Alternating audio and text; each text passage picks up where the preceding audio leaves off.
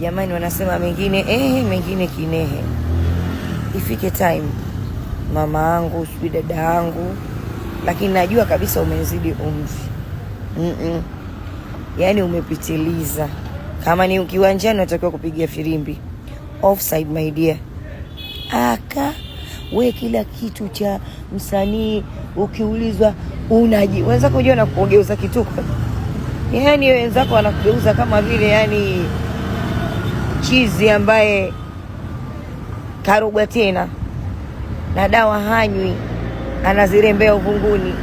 Maana angekuwa anakunywa dawa at least angepoa au akatulia. Kiukweli kabisa unaboa. Ni unaboa to the maximum.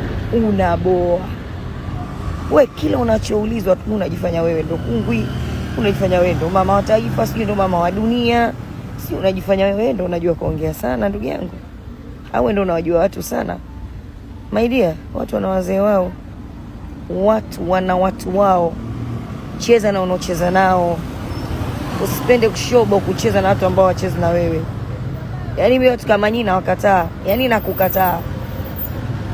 My dear, jina umejipa kubwa sana, lakini matendo yako ni ya kisungo.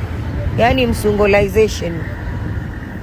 Maana somo kungwi ngariba anayewatahiri wanaume na kuwafunda wanaume huwa wanakaba, hawana vifua, wana makaburi, wanazika mazuri na mabaya. Wewe mwenzetu kila unaloulizwa unaropoka, utafikiria mchawi alikuwa usembe. Unatujibia majibu utafikiri umetuzawe bibi. Una uchango wako, una watoto wako, una familia yako.